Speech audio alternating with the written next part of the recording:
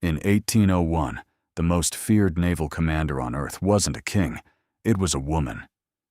She commanded a floating nation of 80,000 killers. Her story begins in the filth of a floating brothel in Canton. No name, no future. But she wasn't looking for a savior. She was looking for an opportunity. When the pirate lord Ching Shih came for her, she made a demand. "I will marry you, only if I own 50% of everything you conquer."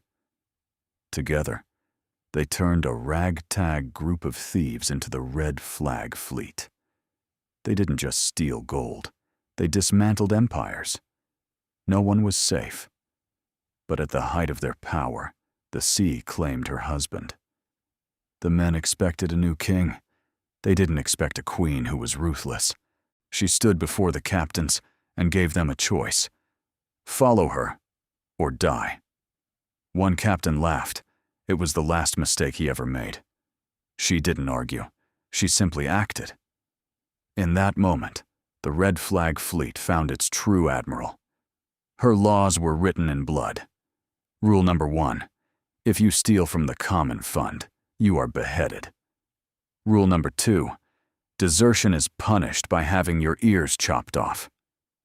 And the most famous rule, if a pirate raped a female captive, he was executed immediately. She turned a gang of thieves into a professional navy. Soon, the fleet grew to 1,800 ships, a force larger than most countries. But this growth didn't go unnoticed. The emperor was starting to get worried. The emperor sent his best admiral, Kuo Long, with a fleet of 60 massive warships. He expected a quick victory. He expected a woman to surrender. Ching Shih didn't surrender. She set a trap. She sent a few small ships as bait, leading the Imperial Navy directly into a narrow, shallow bay. When the tide went out, the emperor's heavy ships were stuck in the mud. They were sitting ducks. That's when Ching Shih's entire fleet emerged from the fog, surrounding them. The massacre was total. Admiral Kuo Long was so humiliated, he chose to take his own life rather than be captured. She didn't just win, she took their ships. Her fleet was now stronger than the emperor's. Word spread across the world. The pirate queen was invincible. But the British and the Portuguese were watching, and they were coming for her next. The British Royal Navy thought Chinese pirates were savages. They sent the HMS Aldous to teach them a lesson. But Ching Shih wasn't a savage. She was a master of asymmetrical warfare. She knew their ships were too heavy for the shallow coastal waters, so she led them into the tiger's mouth. As the British ships struggled to turn, 300 pirate junks swarmed them from the shadows of the cliffs. The British cannons were powerful, but they couldn't hit what they couldn't see through the smoke. Ching Shih used fire ships, junk ships filled with straw and gunpowder, set ablaze, and sailed directly into the enemy. For the first time in history, the British Navy was forced to retreat from a pirate. The world was in shock. One woman was now the undisputed ruler of the South China Sea. But victory has a price. The emperor was now desperate. He turned to the only weapon he had left: amnesty. He offered her everything. But would the pirate queen ever truly stop? The offer was simple: surrender the ships, keep the gold, and every pirate walks free. But Ching Shih knew a trap when she saw one. If she stepped on land, she lost her power. So she did something no pirate had ever dared. She went to the governor's palace, unarmed.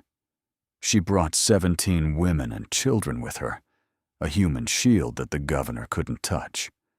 The governor was stunned. He was facing a woman who was a better politician than he was. She didn't just ask for amnesty.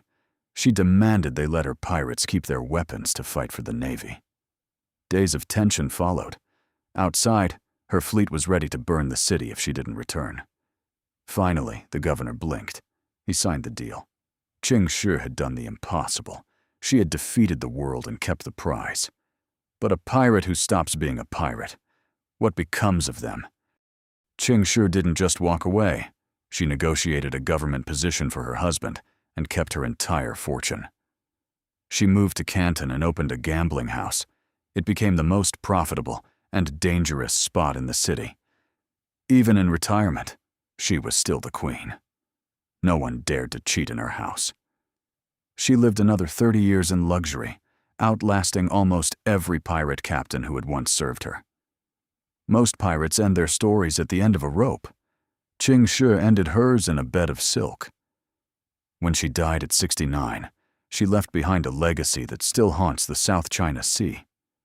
She proved that with a sharp mind and a cold heart, you can defeat empires and retire as a legend. But what happened to the 80,000 pirates she once commanded? Some became soldiers. Others disappeared into the shadows. The Pirate Queen's treasure was never truly found. Some say it's still hidden in the caves of the tiger's mouth. The history books try to forget her name, but the ocean never forgets the woman who owned it.